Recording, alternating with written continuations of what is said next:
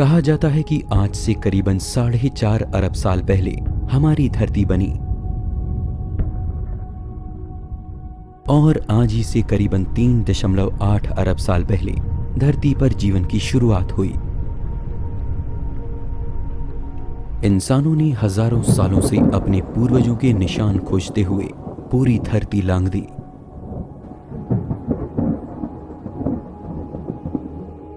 हम धरती पर आखिर कहां से आए, ये सवाल खुद से पूछते हुए इंसानों ने न सिर्फ आसमान की ओर देखा बल्कि धरती और समुद्र की गहरी थाह में अपने इतिहास को खोजा।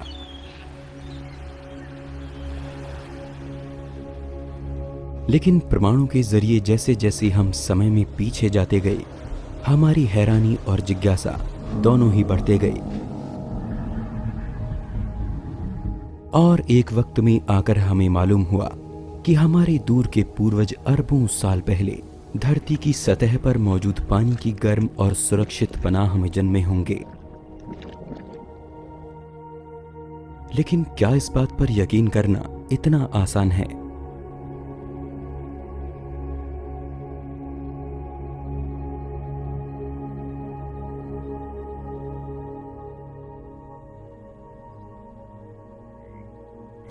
आज हम धरती को लाखों तरह के दूसरे जीव जंतुओं के साथ साझा करते हैं। इनमें से कुछ हमारे करीबी हैं जो हमसे मेल खाते हैं, लेकिन कुछ बेहद अनोखे और अलग हैं, इतने अलग कि हमारी और इनकी कुदरत दूर दूर तक कहीं मेल नहीं खाती। लेकिन विज्ञान कहता है कि धरती पर रहने वाले सभी प्राणियों के पूर्वज एक ही थे। इस बात को मानना और इस पर आंखें बंद करके यकीन करना मेरे और आपके लिए काफी मुश्किल है। इसीलिए आज हम एक ऐसे सफर पर चलेंगे जहां हम हमारे पूर्वजों के निशान खोजने की कोशिश करेंगे। विज्ञान का ये सफर न केवल आपको सुदूर इतिहास में ले जाएगा, बल्कि हमें मौका मिलेगा उस राज को जानने का जिससे जीवन पैदा हुआ। हम अरबों साल पहले धरती के माहौल का नजारा करेंगे। हम उन जहरीले जीवों को देखेंगे जिन्होंने एक समय में आकर धरती से समूचे जीवन को खत्म कर दिया था। हम सूक्ष्म स्तर पर जाकर देखेंगे कि स्पेस से गिरे एक पत्थर और हमारे शरीर में एक ही जैसे तत्व मौजूद हैं। इस सफर में हमें कुदरत के सबसे गहरे राज जानने को मिलेंगे। इस सफर में हम अपने जीवन का रहस्य जानेंगे।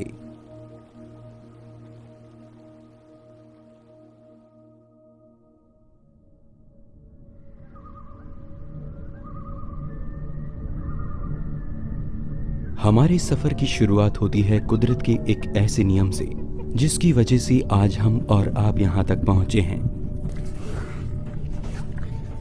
ये नियम बेहद कठोर और बेरहम है। इस नियम को हम कुदरत का चुनाव या नेचुरल सिलेक्शन कहते हैं। ये नियम धरती पर अल से लागू है, तभी से जब यहां जीवन की नींव रखी गई।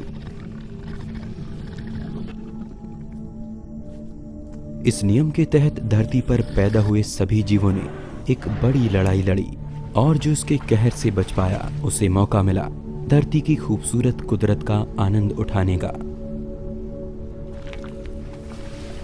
डायनासोर्स के समय से भी पहले से जीवों में खुद को जिंदा रखने की जद्दोजहद जारी है।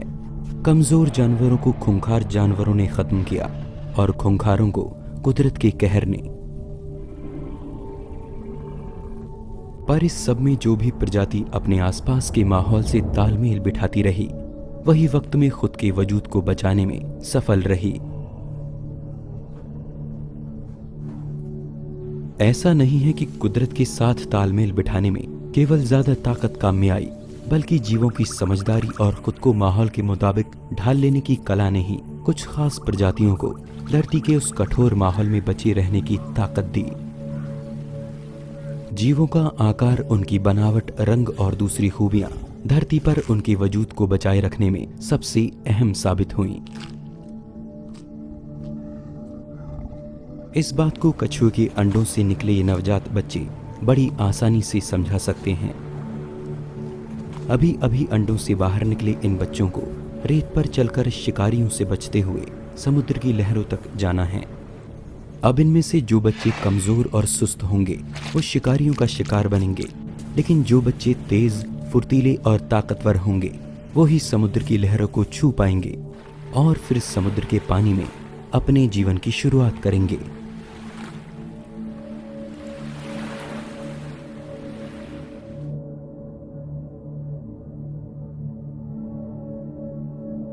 यानी कुदरत ने कुछ खास खूबियों वाले बच्चों को चुना।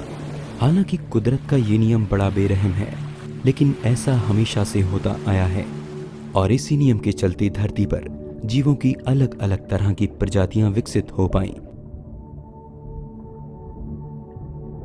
यूं तो धरती पर जीवन अरबों साल से मौजूद है, मोटे तौर पर कहा जाए तो करीबन 4 अरब साल से। लेकिन इसकी शुरुआत आखिर कहां पर हुई, ये सबसे अहम सवाल है। धरती पर सबसे बड़े हिस्से में पानी की हुकूमत कायम है। समुद्र का विशाल साम्राज्य पूरी धरती पर फैला है और इसी के अंदर अरबों साल पहले बहुत छोटे जीवों ने जन्म लिया। आज हम समुद्र में बसने वाले ढेरों ऐसे जीवों को जानते हैं जिनकी कुदरत अपने आप में हैरान करने वाली है। कांच की तरह पारदर्शी जेलीफिश से लेकर एक जहाज की जितनी बड़ी मछली तक, ये सभी समुद्र की दुनिया के अजूबे हैं। आप, मैं और धरती पर रह रहे सभी जीवों के दूर के पूर्वज कभी इसी पानी के अंदर जन्मे थे। धरती के सीने पर खड़ा विशाल समुद्र का भंडार कुदरत के लिए मानो एक लेबोरेटरी जैसा था, जिसके घोल में कुदरत ने जीवन को लेकर कई तरह के प्रयोग किए, जिससे बाद में आगे चलकर कॉम्प्लेक्स लाइफ का जन्म हुआ। इस बात पर यकीन करना मुश्किल होता है कि हमारे दूर के पूर्वजों ने कभी पानी से निकलकर धरती पर चलना शुरू किया होगा, और विज्ञान के पास ऐसा क्या सबूत है जो हमारे इतिहास की कड़ी को इन पानी में रहने वाले जीवों से जोड़ सके और ये साबित करे कि हमारे पूर्वज कभी इसी पानी में जन्मे थे।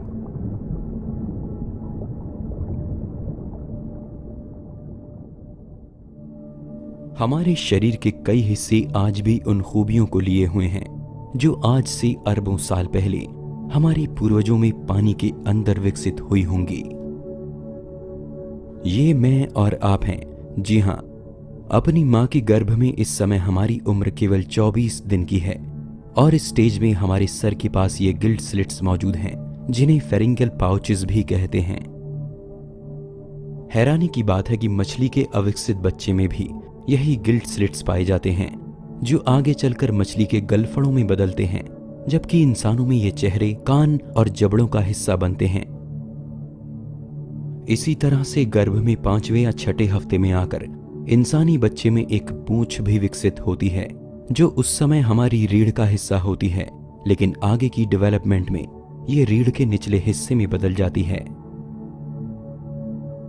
इसके अलावा फॉसिल्स की स्टडी, डीएनए और बाकी जानकारियों से हमें ये पता लगता है कि हम जिंदगी के उस पेड़ की एक छोटी सी शाख हैं, जिसमें जीवन कई करोड़ों अलग अलग रूपों और अलग दिशाओं में विकसित हुआ। लेकिन इस सब की शुरुआत उस पेड़ के एक नन्हे बीज से हुई। पर इन सब के बीच एक और जरूरी सवाल मन में पैदा होता है कि जीवन आखिर सबसे पहले पानी के अंदर ही क्यों जन्मा। आइए इसके लिए धरती के इतिहास की एक झलक देखते हैं।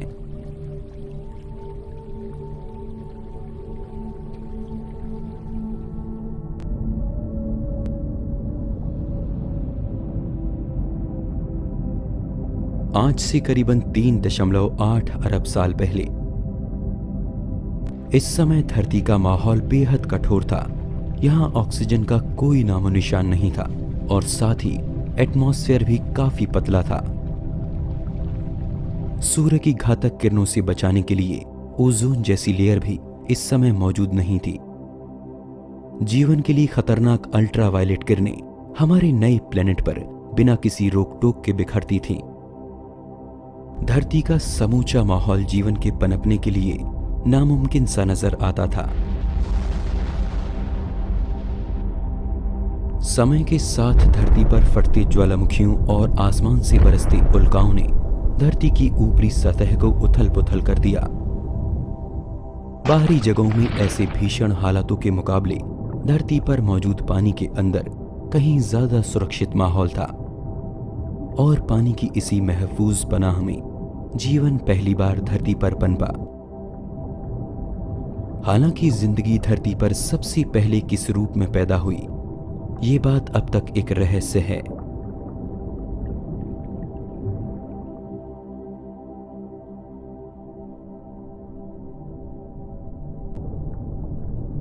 कहा जाता है कि उस वक्त भी एक साथ मिलकर जिंदगी को पैदा करने वाले छोटे छोटे मॉलिक्यूल्स पानी के अंदर मौजूद थे, जिनसे सिंगल सेल से बने जीव पैदा हुए होंगे। लेकिन धरती पर सबसे पहले पैदा हुए जीवन को समझना शायद इतना आसान नहीं है। इसे एक लाइन में समझाना नामुमकिन है। जीवन धरती पर कैसे आया, इसे ठीक से समझने के लिए हमें विज्ञान के दूसरे पहलुओं पर भी नजर डालनी होगी।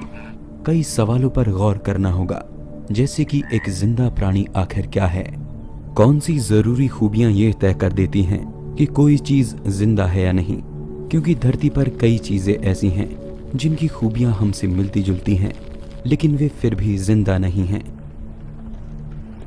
जैसे कि बादल हमारी तरह एक से दूसरी जगह मूव कर सकते हैं, हमारी तरह अपने आकार को छोटा बड़ा भी कर सकते हैं, लेकिन हमें पता है कि बादल में अपनी कोई लाइफ नहीं है, यानी बादल हमारी तरह जीवित नहीं है। और ये सिंगल या डबल सेल लाइफ आखिर क्या है, इनमें ऐसा क्या मौजूद है जो इन्हें जिंदा प्राणी बना देता है।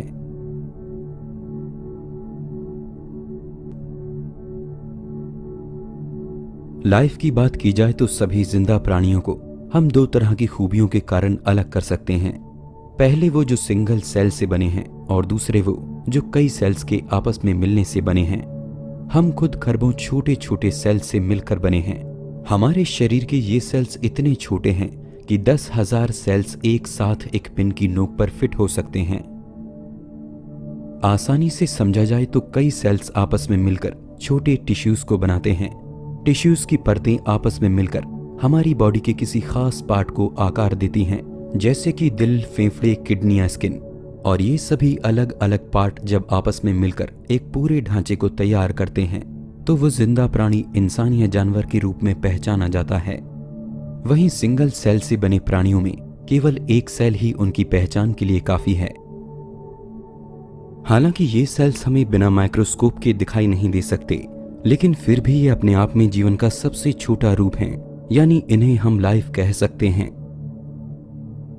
लेकिन हैरानी की बात है कि ये सेल्स भी खुद में सबसे छोटे नहीं हैं, बल्कि इनके अंदर भी इनके अलग अलग हिस्से मौजूद हैं, जिनका काम आपस में बटा हुआ है और जिनकी साझी गतिविधियों से मिलकर बनता है एक सिंगल सेल।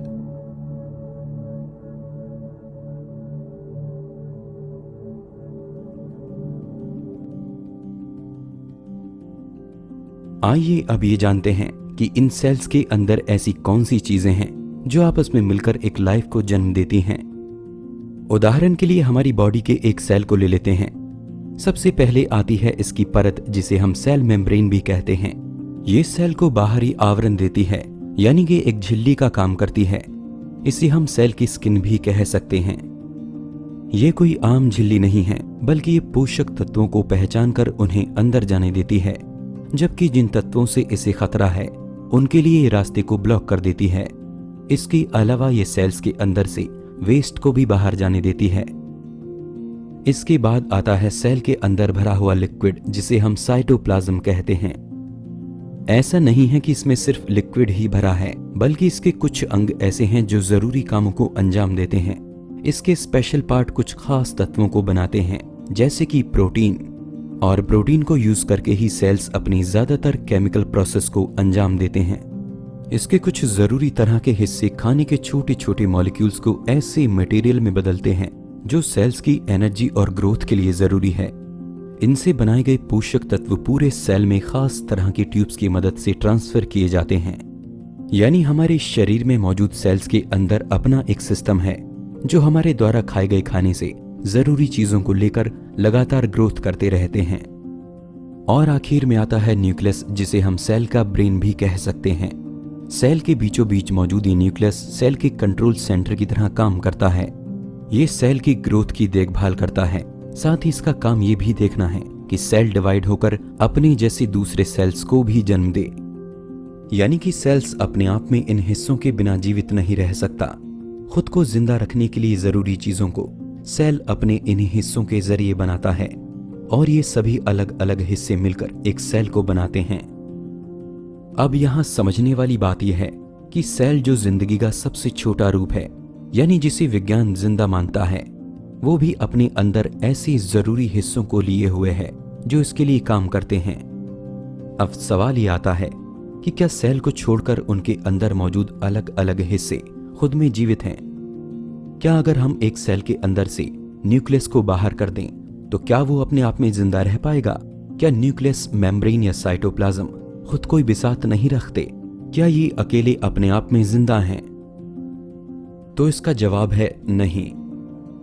सेल के ये हिस्से बेशक मिलकर पूरे सेल को बनाते हैं। सेल अपने आप में इन सब के साथ जिंदा कहा जा सकता है, लेकिन अकेले इन हिस्सों की अपनी कोई जिंदगी नहीं है। ये साथ मिलकर ही एक लाइफ के रूप में पहचाने जाते हैं। लेकिन ये सब बातें मैं आपसे क्यों कर रहा हूं? इसका जवाब आपको जरूर मिलेगा, क्योंकि साइंटिफिक तौर पर जिंदगी अपने आप में क्या है ये जानना हमारे लिए जरूरी है। तभी हम इसके गहरे रहस्यों से पर्दा उठा पाएंगे। लेकिन आइए अब हम इन छोटे सेल्स के पार्ट को और गहराई में जाकर देखते हैं। आपको जानकर हैरानी होगी कि सेल्स के ये सभी हिस्से अपने आप में आखिरी सबसे छोटी यूनिट नहीं हैं, बल्कि ये इनसे भी छोटे मैक्रोमोलिक्यूल्स से मिलकर बने हैं। सेल के अंदर के न्यूक्लियस, साइटोप्लाज्म और बाकी दूसरे हिस्से कुदरत में पाए जाने वाले दूसरे तत्वों से बने हैं, जैसे कि कार्बोहाइड्रेट्स, प्रोटीन, लिपिड्स और न्यूक्लिक एसिड। तो क्या ये मैक्रोमोलिक्यूल ही सबसे छोटी यूनिट हैं? जी नहीं, इनका निर्माण भी साइज में इनसे कई गुना छोटे कणों से हुआ है। उदाहरण के लिए प्रोटीन को ले लेते हैं। प्रोटीन हमारे सेल की ग्रोथ के लिए सबसे जरूरी तत्व है, लेकिन ये आखिर बना किससे है? प्रोटीन को तोड़ने पर हमें सैकड़ों या हजारों की संख्या में अमीनो एसिड्स मिलते हैं। ये अमीनो एसिड्स आपस में एक खास पैटर्न में जुड़कर किसी खास तरह के प्रोटीन को बनाते हैं। हैरानी की बात है कि 20 तरह के अमीनो एसिड्स आपस में मिलकर हजारों तरह की अलग अलग शेप में जुड़कर एक दूसरे से बिल्कुल अलग तरह के प्रोटीन का निर्माण करते हैं। तो क्या ये अमीनो एसिड्स हमारे शरीर की सबसे छोटी यूनिट हैं? जी नहीं। सभी तरह के मैक्रोमोलिक्यूल्स साइज में इनसे भी छोटी यूनिट से मिलकर बने हैं। जी हां, आपने एटम्स के बारे में जरूर सुना होगा। एटम्स और इसके पार्ट न्यूट्रॉन, इलेक्ट्रॉन और प्रोटॉन, इन्हीं अलग अलग तरह के एटम्स के मिलने से हमारे शरीर को बनाने वाले ये मैक्रोमोलिक्यूल बने हैं। आइए इस चेन को एक सीधी लाइन में आसानी से समझते हैं। किसी भी जिंदा प्राणी का शरीर अलग अलग हिस्सों के मिलने से बना है, जैसे कि दिल, दिमाग, फेफड़े वगैरह वगैरह। ये सभी अंग टिश्यूज की परतों से मिलकर बने हैं। ये टिश्यूज बने हैं छोटे छोटे सेल्स के मिलने से। इन सेल्स का निर्माण होता है प्रोटीन जैसे एलिमेंट से। प्रोटीन बना है अमीनो एसिड्स जैसे मैक्रोमोलिक्यूल्स से, और मैक्रोमोलिक्यूल्स बने हैं अलग अलग तरह के एटम्स के एक साथ जुड़ने से।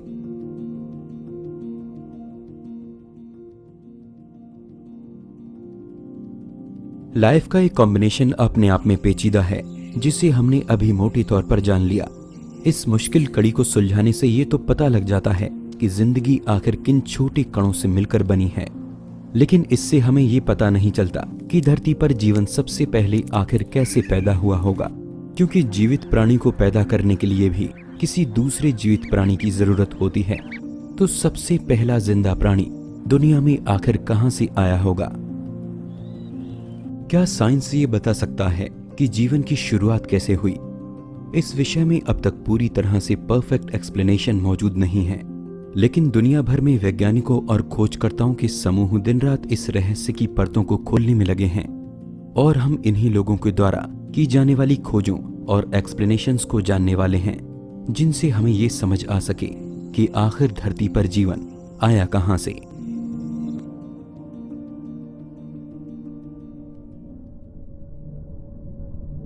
डार्विन की थियरी के हिसाब से जिंदगी का ये रूप अरबों साल पहले एक बेहद सिंपल सी फॉर्म में जन्मे किसी जीव से शुरू होकर धीरे धीरे समय के साथ जटिल होता गया।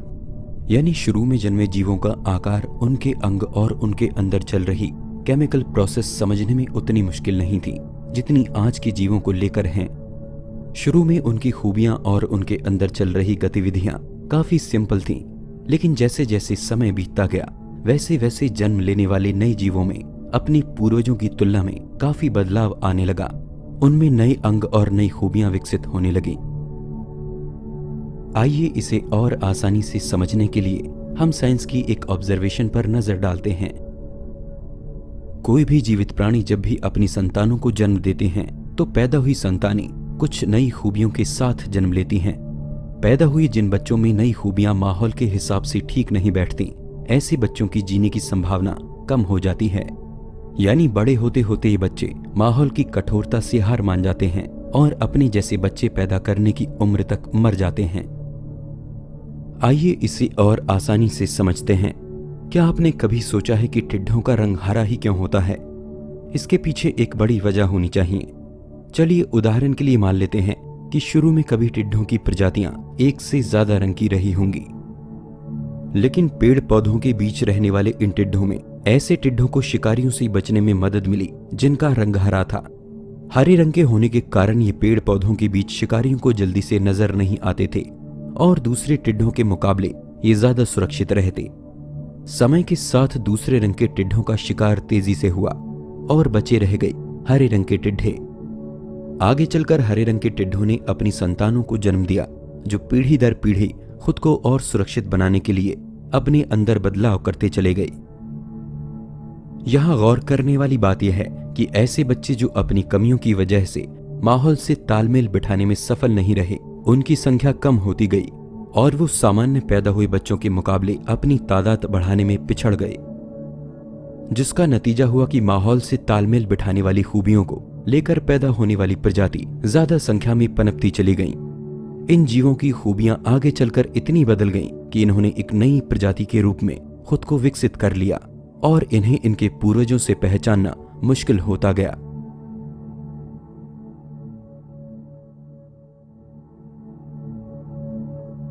धीरे धीरे आए इस बदलाव को ही जीवों का क्रमिक विकास या एवोल्यूशन कहा गया और धरती पर अरबों सालों के विकास में जीवन अनगिनत रूपों में विकसित हुआ। धरती पर पाए गए जीवाश्मों के रिकॉर्ड इसकी प्रामाणिकता को और भी पक्का कर देते हैं।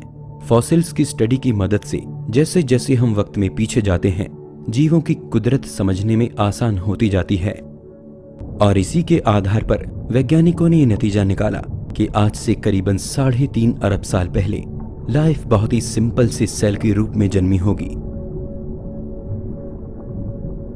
लेकिन अब भी ये सवाल सामने आता है कि सबसे शुरू में पैदा हुआ वो सिंपल सा सेल भी कहां से आया होगा, क्योंकि आज हमारे सामने मौजूद सिंपल से बैक्टीरिया की कुदरत भी इतनी मुश्किल है कि उसका एक स्टेप में पनप जाना नामुमकिन है। यानी लाइफ के इतने सिंपल रूप को भी विकसित होने में कई पीढ़ियों का समय लगेगा। तो सबसे पहले पैदा होने वाले वो छोटे और सिंपल से सेल दुनिया में कहां से आ गए? इस बात का एक लॉजिक ये है कि सबसे पहले बनने वाले ऐसे जीव जो खुद के जैसे जीवों को जन्म दे सकते होंगे, उनका जन्म एवोल्यूशन से नहीं हुआ होगा, क्योंकि इसका कारण आप जानते हैं, जीवों में एवोल्यूशन होने के लिए उनका प्रजनन करना जरूरी है।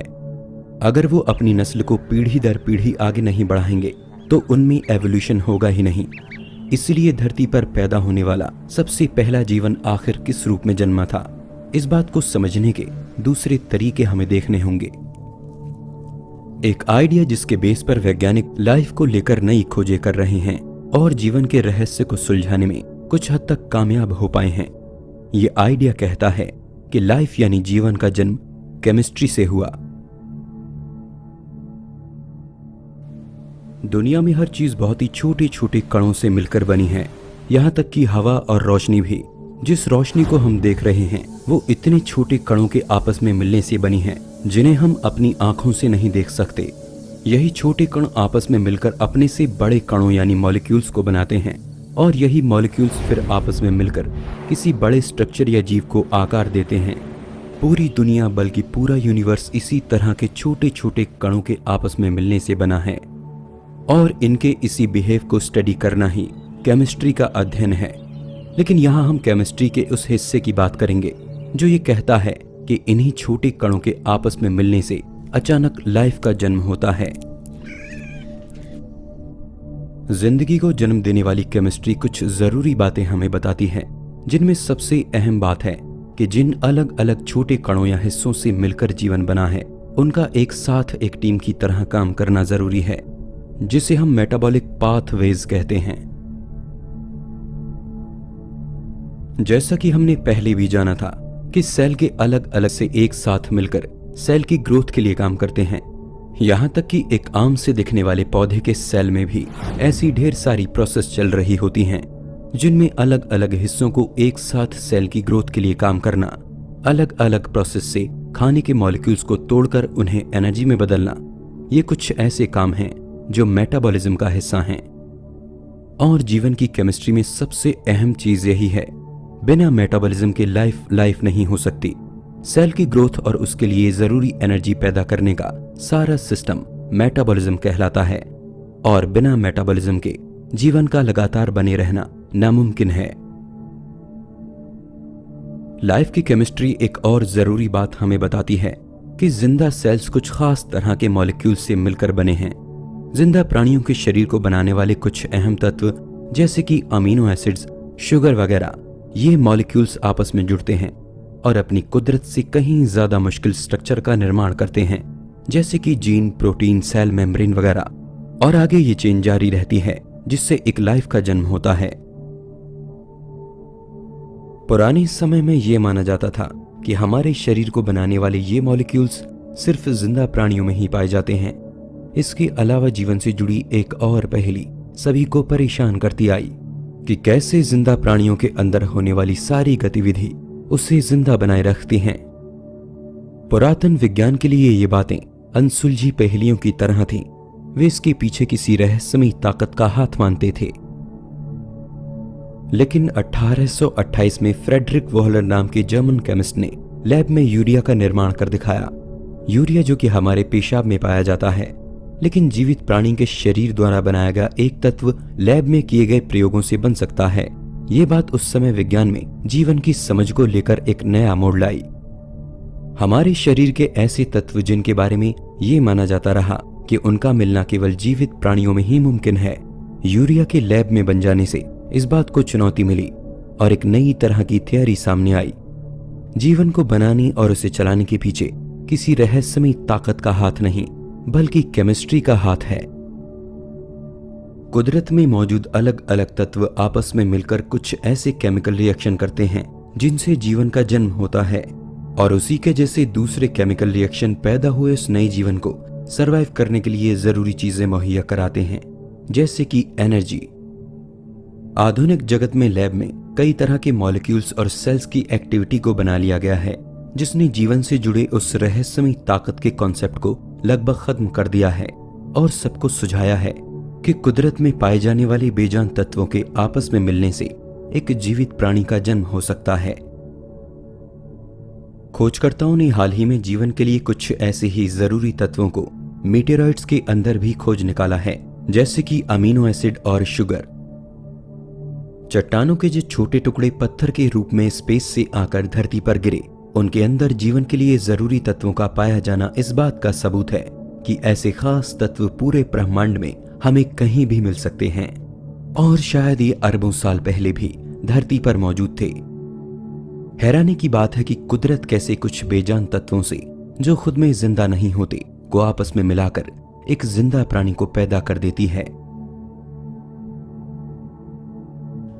विज्ञान ने इसके अलावा एक और प्रोसेस खोजा है, जिसमें कुछ खास तरह के मॉलिक्यूल्स को एनर्जी सोर्स के साथ छोड़ दिया गया, और कुछ समय बाद उन्हें देखने पर यह पाया गया कि वे सभी बेजान मॉलिक्यूल एनर्जी का इस्तेमाल करते हुए एक दूसरे के साथ मिलकर अपने से बड़े और कुदरत में कहीं ज्यादा पेचीदा मॉलिक्यूल्स को जन्म दे रहे हैं।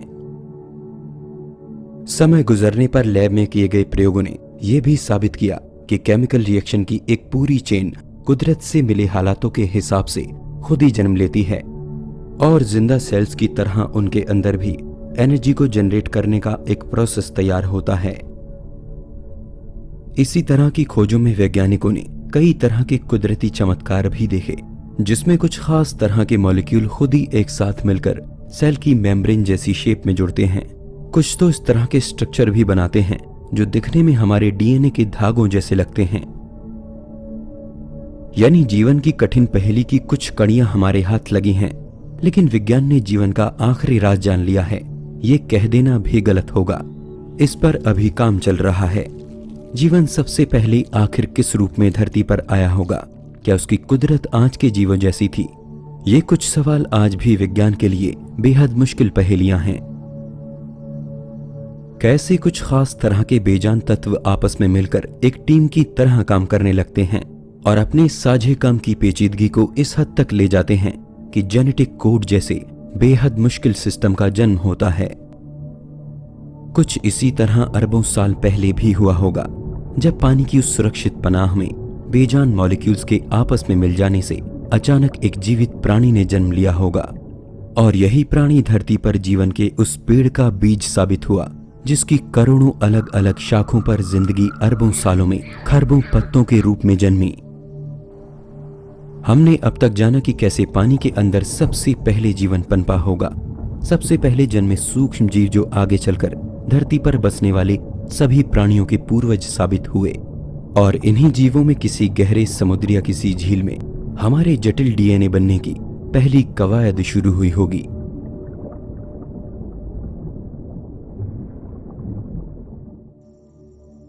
हमने समझा कि सबसे पहले धरती पर जीवन की शुरुआत कैसे हुई। आइए अब आगे बढ़ते हैं।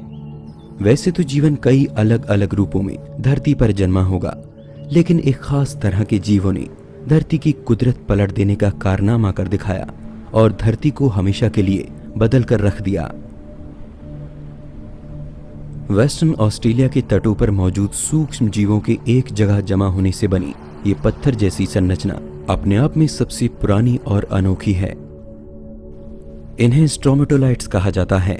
ये साइनोबैक्टीरिया नाम के बेहद सूक्ष्म जीवों का घर है। ये बैक्टीरिया एक चिपचिपे पदार्थ को रिलीज करता है जिस पर रेत और तलछट चिपककर एक पत्थर जैसी संरचना का रूप ले लेते हैं। पानी में मौजूद ये पत्थर अरबों साल पुराने भी हो सकते हैं, क्योंकि स्ट्रोमेटोलाइट्स धरती पर जीवन के सबसे पहले बने रूपों में से एक हैं। ये पानी में कार्बन डाइऑक्साइड और सूरज की रोशनी से अपना भोजन बनाते हैं और इस प्रोसेस में ऑक्सीजन रिलीज करते हैं, और ये ऐसा अरबों सालों से करते आ रहे हैं।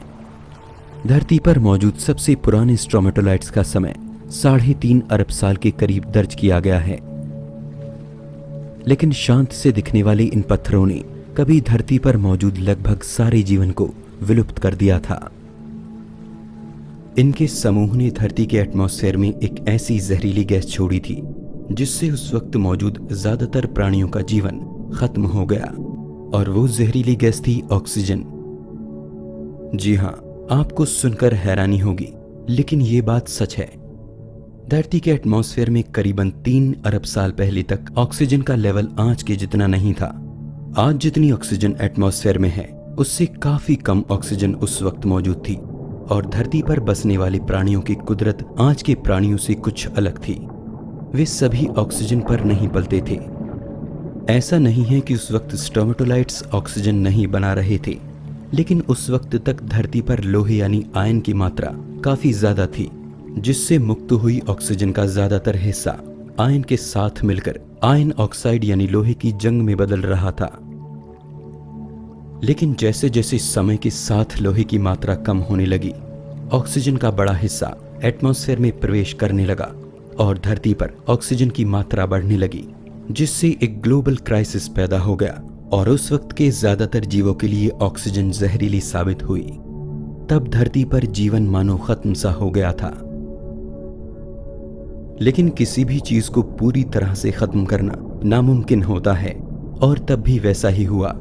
धरती पर कुछ अनोखे जीव ऐसे बच गए जो ऑक्सीजन की मौजूदगी में सरवाइव कर गए, और तभी से जीवन की एक ऐसी शाख पैदा हुई जिसका आधार ऑक्सीजन बनी। धरती पर ऐसे जीवों का जन्म हुआ जो ऑक्सीजन पर जिंदा रहते हैं।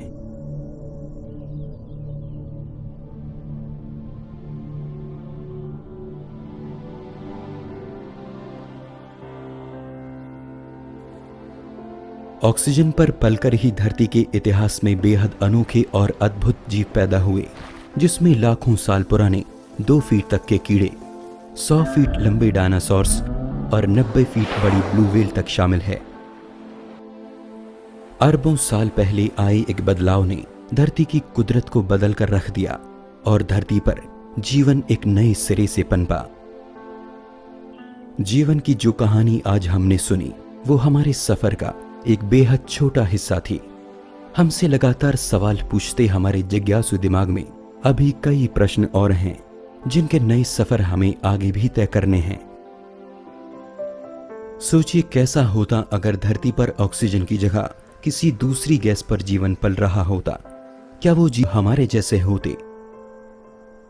और यदि जीवन बेजान चीजों के मिलने से बना है तो ब्रह्मांड के दूसरे कोनों में वो किस रूप में होगा?